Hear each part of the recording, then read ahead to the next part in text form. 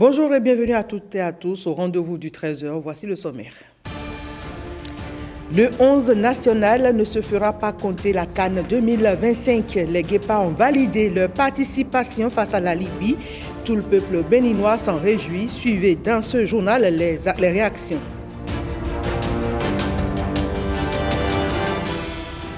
Cotonou accueille la réunion technique des experts pour les préparatifs de la 43e session de l'autorité du bassin du Niger. Les documents fondamentaux du CRESE seront analysés à cette rencontre. Autre précision dans un instant. Mieux comprendre la dengue pour mieux traiter ou la prévenir, c'est le sujet du dossier santé de ce mardi. Souvent confondu avec le paludisme, la dengue se manifeste presque de la même manière. On en parle dans un instant. Qualification du Bénin à la CAN Maroc 2025, c'est la grosse actualité qui réjouit tout le peuple béninois depuis hier. On retrouve Blaise Adanko en direct du vestiaire des Guépards après le match hier face à la Libye. À la caméra de Mathieu Sokenou, ils ont recueilli les impressions de certains membres de la délégation.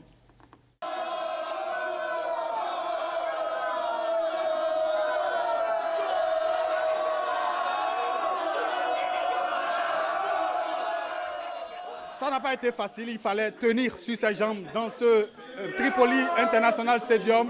Mais ils l'ont fait, ils ont réalisé le rêve de 12 millions de Béninois.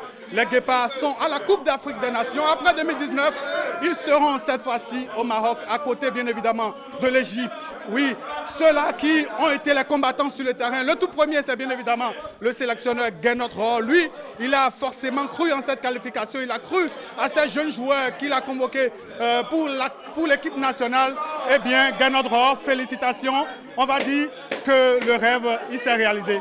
Oui, c'est pas un rêve, je pense que c'est un projet qui s'est réalisé. On était venu pour rajeunir l'équipe, pour avoir un groupe cohérent, un groupe conquérant aussi, et surtout solidaire. On a vu cette solidarité aujourd'hui, et ça n'a pas été facile. Vous avez vu la fin du match, vous avez vu l'adversaire, vous avez vu l'ambiance. On avait encore un blessé hier, qu'il a fallu remplacer au dernier moment. Donc ça n'a pas été simple, mais la solidarité du groupe et puis ces jeunes qui ont apporté toute la fraîcheur et les anciens qui les ont accueillis, ça donne une équipe vraiment très intéressante. On voulait sortir de ce match avec la qualification, on l'a fait dans la difficulté, mais on a réussi. Aujourd'hui le Bénin va à la CAN, le Bénin sera à la CAN 2025. On peut être fier de ce qu'on a réalisé avec ce groupe de jeunes joueurs, ce nouveau groupe. Je pense que tous les Béninois aujourd'hui sont en train de faire la fête au pays. On leur a offert ça et j'espère qu'ils vont continuer à nous soutenir. C'est quelque chose qu'on n'oubliera jamais. Parce que venir ici et aller chercher un nul, c'est quelque chose. Le meilleur défenseur, on est à la CAN, ami champion. C'était quelque chose de pas facile parce que vraiment, on a eu un public chaud et on savait qu'ici ça allait être dur. Vous avez promis l'enfer. Et on a réussi à maintenir notre cap, à être solidaire, à être costaud défensivement.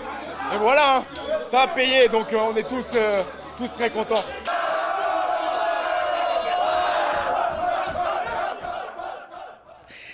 Eh oui, bravo les champions. Suite à la qualification du Bénin à la Coupe d'Afrique des Nations de football Maroc 2025, les supporters des Guépards dans la ville de Parakou ont exprimé leur satisfaction sur la réussite de la sélection nationale sur le score de 0 but partout à Tripoli. Ils ont suivi la dernière rencontre qualificative face à la Libye devant leurs petits écrans en compagnie de nos reporters Jiska Akovi et Ablaïmouni Yakoub.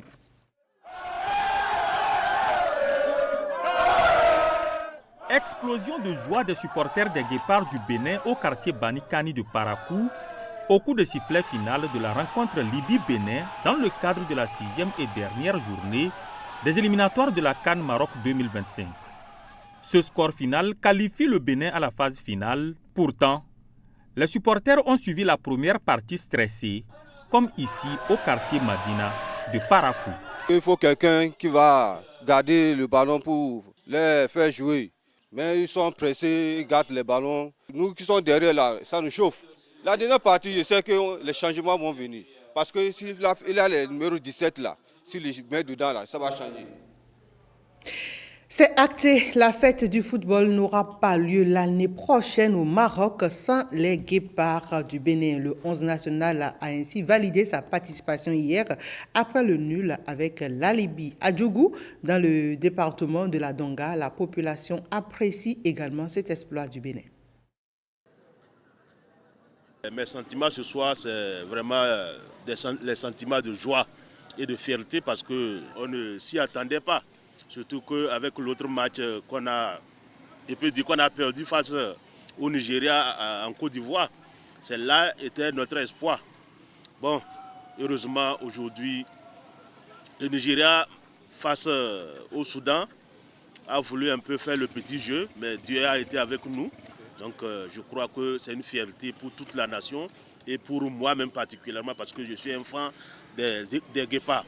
Vraiment, il faudrait que le coach en personne puisse revoir ses tactiques de jeu. Tout le peuple béninois était derrière notre équipe, les Guépards. Vraiment, nous sommes très heureux d'avoir match nul contre la Libye. Et là, on est déjà qualifié pour les CAN de 2025. C'est très heureux et nous supportons notre Guépard du Bénin, en plus le ministre des Sports. Vraiment, avec le président Patrice Talon. En son mandat, ça fait deuxième fois. Merci, c'est le Niger. C'est un pays frère. Mais au lieu de laisser, les joueurs vont bien jouer là. Nous, on serait à l'aise ici. On nous a fait souffrir jusqu'à... On a fini.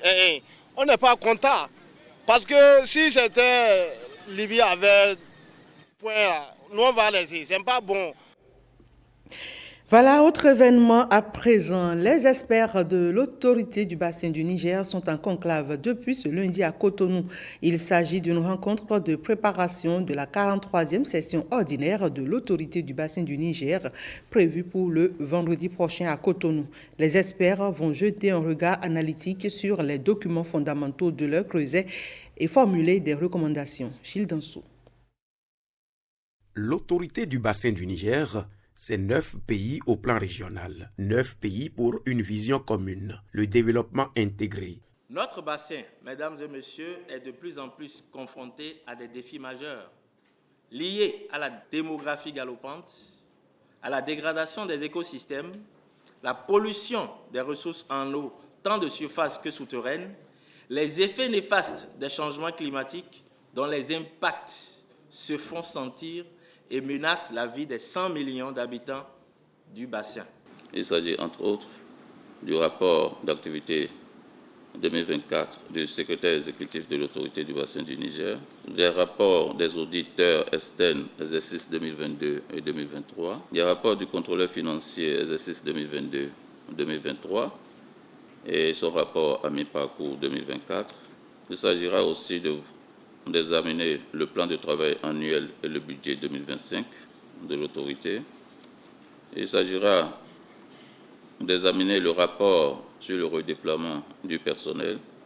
Les différents pays sont invités à jouer leur partition pour le rayonnement de cet espace commun. On ne peut parler de développement du bassin du Niger et de son institution régionale que si nous mettons à disposition et à temps opportun les moyens financiers et humains nécessaires pour les grands travaux demandés au secrétariat. Le retard répété dans l'acquittement des contributions des États membres au fonctionnement de notre institution commune est un facteur et un grand handicap pour l'institution. Le bassin du Niger reste une source de richesse pour ces différents pays, un trésor à préserver. Ce 19 novembre, c'est la journée mondiale des toilettes. L'objectif est d'attirer l'attention sur une réalité peu discutée, mais cruciale. À travers cet événement, l'ONU sensibilise sur les enjeux sanitaires et sociaux liés aux infrastructures sanitaires et encourage des actions concrètes. Les toilettes, un espace de paix, c'est le thème retenu pour la célébration de l'édition 2024. Félix Adénika, vice-président du cadre de concertation des acteurs non étatiques du secteur de l'eau, l'hygiène et l'assainissement, en parle au micro de François Zinsou et Amandine Anyamboussou. Environ 3,5 milliards de personnes n'ont pas accès aux toilettes agréées. Donc, au Bénin, c'est autour de 6 millions de personnes qui n'ont pas accès à des installations sanitaires améliorées. Vous savez, le Bénin perd 52 milliards chaque année par manque d'assainissement, par manque de toilettes. Alors qu'avec 3,5 milliards chaque année, on peut régler cette affaire-là et éviter que les gens défèquent à l'air libre, que les gens polluent l'eau, éviter la pollution esthétique, atmosphérique et visuelle, les spectacles que nous offrons. Regardez Cotonou, il n'y a pas de toilettes publiques. Les gens quittent Calavi, Godomé, quittent Semek-Podji tous les jours pour venir travailler, les étudiants, mais il n'y a pas un lieu pour se soulager. Il y a plus de gens qui ont des téléphones que des gens qui ont accès aux toilettes. Et pourtant, les toilettes, c'est la vie, c'est la dignité, c'est un espace de soulagement. Et quand vous êtes soulagé, vous avez la paix. Nous appelons le gouvernement à prévoir un programme de promotion de l'assainissement des toilettes. Les mairies à prévoir dans leur budget des lignes budgétaires pour construire des toilettes publiques afin de soulager. Ce n'est pas gratuit, ça ne va pas être gratuit. Les gens sont prêts à payer. Si vous voyez l'engouement dans les églises, les gens à midi, à n'importe quelle heure, prennent d'assaut les toilettes dans les églises, ça veut dire qu'il y a un besoin. Donc il y a une sensibilisation à faire et c'est le rôle de l'État d'aider à faire la promotion des toilettes pour que le Bénin s'en porte mieux. La direction départementale de la santé du Borgou et la clinique médico-psychologique et sociale ont célébré samedi dernier à Parakou la journée mondiale de la santé mentale. Une caravane et des messages de sensibilisation sur la prévention du suicide lié à la dépression ont meublé les activités de cette journée. On fait le point avec Olviga Messan et Abdelmouni Yakoubou. Cette caravane sur les principales voies de la ville de Parakou marque le début des manifestations de la Journée mondiale de la santé mentale dans le Borgou. Point de chute, la direction départementale de la santé. Les organisateurs entretiennent les participants sur le thème de la journée et les dispositions pour la prévention du suicide au sein des communautés. À l'instar de la célébration sur le plan national, la direction départementale de la santé du Borgou, avec l'appui de la clinique de santé mentale, célèbre la 3e édition de l'événement dans le département sous le thème de la dépression au suicide. Juste un pas, que faire afin de rester en accord avec les problèmes de santé mentale observés dans le département ces dernières années et ces derniers mois. Nous sommes en situation de stress tous les jours et la dépression n'est pas loin de nous. Mais néanmoins, on peut vivre avec une bonne santé mentale. Disons non au suicide. Le suicide n'est pas la solution. On peut en parler et on peut guérir de la dépression. Vous avez des situations autour de vous qui vous rongent, qui ne vous permettent plus de dormir. C'est important de parler de ces situations autour de vous pour rechercher des solutions afin de remédier à ce problème. Parce que si vous ne parlez pas de ces solutions, de ces problèmes-là, à un moment, ces problèmes vont vous dépasser et vous allez penser à ce qui n'est pas indiqué. Les participants outillés s'engagent à relayer les informations reçues auprès des populations. Nous avons tendance à banaliser la santé mentale, alors que c'est la base même de l'être humain. C'était déjà une façon pour moi de porter l'information, surtout la bonne information, aux autres membres de la communauté. Pour cette édition 2024, de la Journée mondiale de la santé mentale, l'OMS souligne le lien vital entre santé mentale et travail. Ces jeunes ambassadeurs pour la santé mentale pourront également orienter les populations vers les spécialistes dans les centres de santé pour lutter contre le suicide.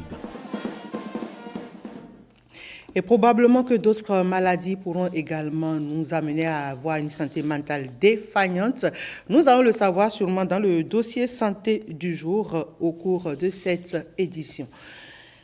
Veung Project Bénin, une organisation internationale non gouvernementale, renforce le plateau technique de la zone sanitaire Bembereke-Sinandé. Elle a offert un lot de médicaments dont la cérémonie de remise des intrants s'est déroulée le vendredi dernier au centre de santé communal de Bembereke en présence des bénéficiaires et des acteurs du secteur de la santé du Borgou.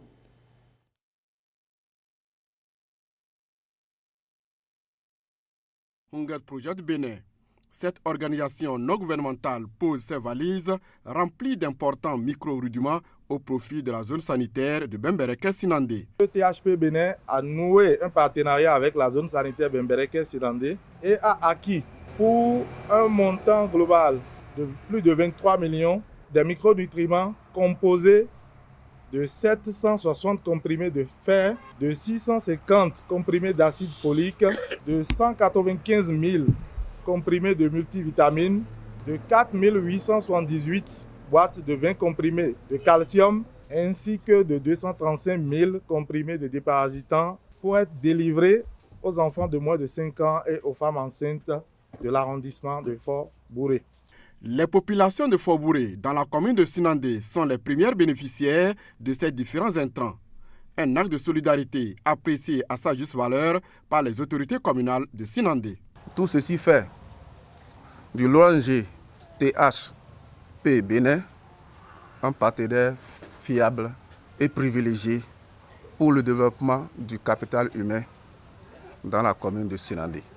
Je tiens donc, au nom du maire empêché, au nom des populations de Sinandé, à remercier TPH Bénin pour la lutte contre la malnutrition.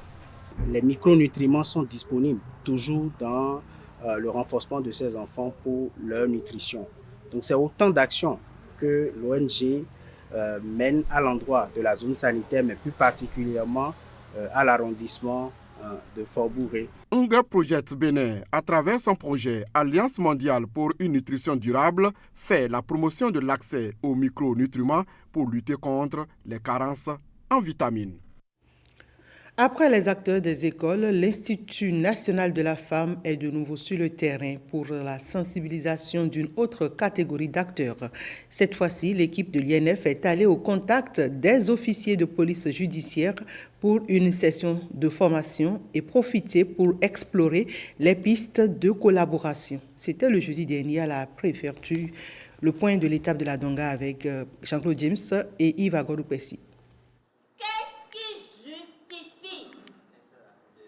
Aujourd'hui, nos filles se couvrent, mais sont plus violées que lorsqu'au temps de nos grands-mères, elles allaient au marigot, elles allaient au champ, les seins en l'air. Cette interrogation vient rappeler l'urgence de la lutte contre les violences basées sur le genre. Un combat commun qui nécessite la sensibilisation de toutes les parties prenantes, dont les officiers de police judiciaire, à l'utilisation des outils efficaces. L'objectif principal de cette séance formative est d'avoir une meilleure prise en charge des femmes et des filles victimes de VBG. La séance aujourd'hui s'est articulée autour de 3 gros points. Le premier point a été la présentation de l'Institut national de la femme, parce qu'il est important que les officiers puissent comprendre le type de mandat que nous avons, qui est un mandat juridique et judiciaire. Ensuite, nous avons décortiqué les 3 lois qui sous-tendent l'action de l'INF. La loi sur la répression des infractions commises à raison du sexe des personnes en République du Bénin, la loi complétant et modifiant le Code des personnes et de la famille et la loi modifiant et complétant la loi sur la santé sexuelle et reproductive. Ensuite, 3e étape de notre échange, les pistes de collaboration que nous pouvons tisser. Environ 90 participants ont répondu à l'appel de l'INF. Dans les différents commissariats de la Donga, les choses se feront désormais autrement. Nous avons acquis du bagage professionnel. Nous sommes disposés à travailler la main dans la main avec l'INF parce que c'est pour le bien des populations que nous défendons. Je suis très heureuse pour cette formation. L'INF peut attendre beaucoup de choses de la police. Du même ça, c'est vice-versa. Nous sommes en collaboration pour une bonne cause, pour pouvoir bien étudier ce qui se passe, pour bien rendre aussi, comme le veut la hiérarchie policière et le gouvernement.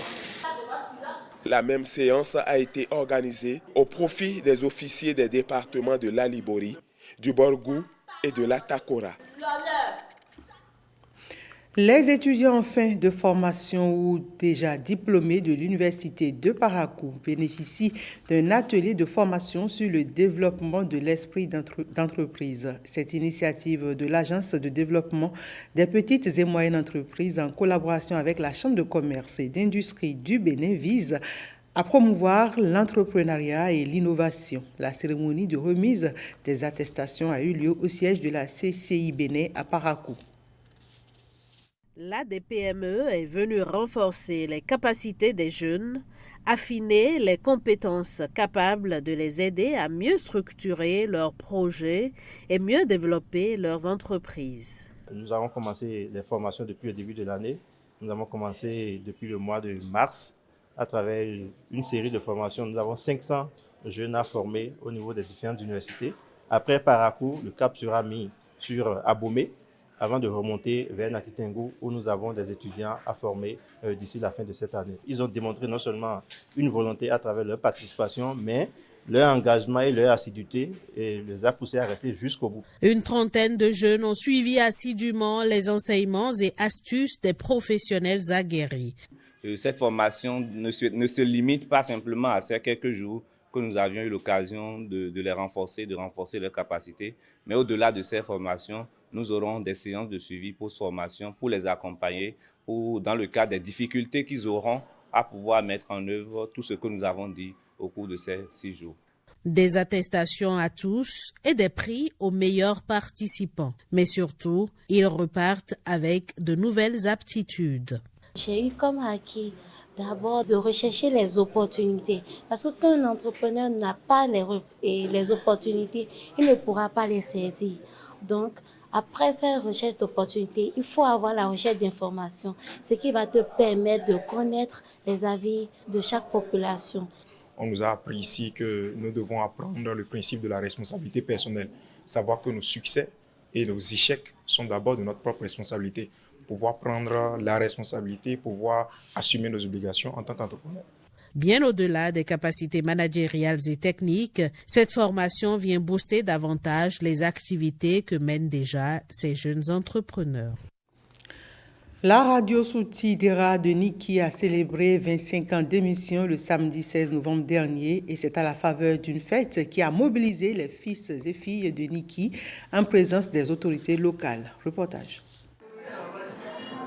Depuis ses toutes premières émissions dans l'un des locaux de la Maison de la Gani en 1999, la radio communautaire Souti Dera de Niki s'est enfin implantée sur le site actuel grâce à l'appui de la coopération suisse. 25 ans après, la radio Souti Dera fait ses premiers pas vers la Web TV et a besoin de soutien, d'où le Téléthon lancé. Et c'est pour ça qu'une caméra a été acquise et que beaucoup de dispositions ont été prises à travers les différentes contributions. Mais si on n'a pas fini de réaliser l'ensemble de cette activité, il y a toujours à faire. Nous devons travailler donc davantage à hisser notre radio au sommet de la performance afin d'obtenir une télévision les années à venir. C'est dans ce cadre que je profite de ce moment solennel pour formuler le vœu aux autorités communales de Niki de prévoir chaque année une ligne budgétaire dédiée à l'accompagnement de la radio Souti Dera en guise de soutien, comme c'est le cas dans certaines communes. La radio Souti Dera a fait du chemin et s'impose aujourd'hui comme une radio professionnelle dans le paysage médiatique béninois, devenant un véritable outil de développement. Votre excellence dans le traitement de l'information, votre capacité à écouter les préoccupations de la population et votre engagement pour la promotion de la paix, de la cohésion sociale, font de vous une force de progrès pour notre pays. J'invite toute la population de Niki et ses environs à soutenir alors cette radio afin que notre télévision puisse être une réalité. Nous vous suivons et nous disons que vous faites notre fierté. Vous avez pu réussir à nous mettre en contact avec nos frères du Niger. Quand vous prenez le Nigeria, dans les communes de Baroté Local Government et de Kayama, nous parlons la même langue. Lorsqu'ils ont des informations à donner, ils font recours à la radio Souti Dera. Cela a vraiment permis de renforcer nos rapports avec nos voisins de l'Est. À l'occasion de cette célébration, la radio a inauguré un nouveau bloc de 4 boutiques. Elle a également organisé la finale du tournoi de solidarité des 25 ans, suivi d'un concert. 6e édition du Festival départemental des activités ludiques dans le Mono. La direction départementale des sports du Mono, avec à sa tête son tout nouveau directeur, valorise les jeux endogènes en voie de disparition. L'activité réunit toutes les 6 communes du département et a drainé le week-end écoulé du monde sur l'esplanade de la Maison du Peuple de Lokossa. Évariste Zomoron et Samuel Tchabimane pour le reportage. Jeux de ludo, de dames, courses de relais avec jarre sur la tête, jeux de domino et de Scrabble sont au rendez-vous de cette 6e édition du Festival départemental des jeux ludiques dans le Mono. Une initiative qui vise la valorisation des jeux endogènes en voie de disparition. Nous voici 30 jours après notre nomination en train de procéder au lancement d'une des plus grandes activités de notre plan de travail. Malheureusement, les jeux collectifs sont aujourd'hui remplacés par ceux se retrouvant sur nos smartphones et nos ordinateurs. Or, les jeux collectifs en général et ceux ludiques en particulier sont un élément important dans le renforcement de la cohésion sociale pour des communautés solidaires de paix et de bien-être. Toutes les communes du département sont représentées à ce rendez-vous de brassage. Une occasion de détection des talents, mais aussi de promotion de distractions saines. Le ministre des Sports a recommandé à ce que nous recensions toutes les activités ludiques de nos différentes localités pour que ce festival devienne, les années à venir, une activité beaucoup plus impactante pour nous aider à rester toujours en bonne santé, dans la gaieté et dans la joie. Les meilleures performances sont encouragées par des enveloppes financières allant de 20 000 à 50 000 francs CFA, des prises en nature et un trophée. C'est un jeu de divertissement où tous les participants vont s'amuser, vont avoir de la joie et ça contribue à leur santé. Le Scrabble est un jeu comme tous les autres. Il nous aide à nous divertir, développer des facultés pour le calcul mental et aussi d'avoir plusieurs mots en tête. En attendant la 7e édition de ce festival, initiateurs et participants remercient le chef de l'État Patrice Talon et son ministre des Sports pour cette initiative impactante.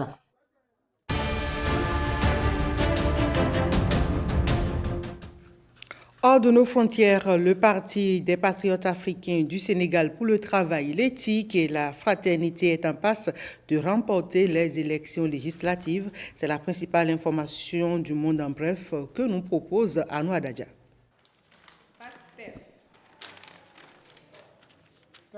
Image du dépouillement des bulletins de vote à Dakar pour les législatives anticipées remportées par le parti au pouvoir au Sénégal. Selon le porte-parole du gouvernement, cette victoire permettra aux dirigeants d'appliquer l'agenda de rupture et de justice sociale avec lequel ils ont été portés au pouvoir il y a 8 mois.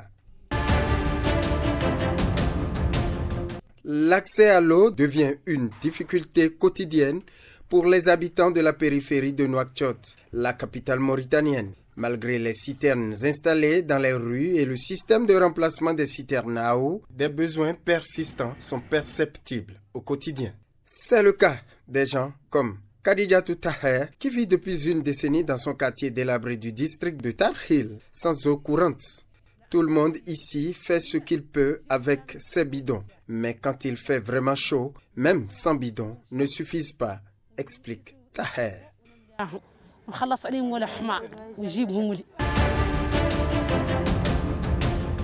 Suite au résultat provisoire du référendum sur la nouvelle constitution rédigée par le régime militaire au pouvoir, avec 416 983 voix, soit 91,80%, le oui l'emporte. Ces résultats sont annoncés par le ministre de l'Intérieur du gouvernement gabonais de la transition, Herman Imongolt.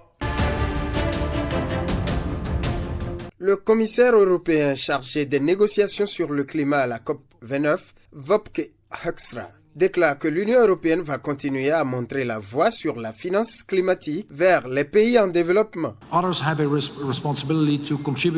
Nous continuerons à montrer la voie et à accomplir notre juste part et même davantage. Wopke Hoekstra, de retour à Bakou en Azerbaïdjan pour les 5 derniers jours de la conférence de l'ONU rassemblant près de 200 pays. Celui-ci souligne néanmoins que cela ne suffira pas.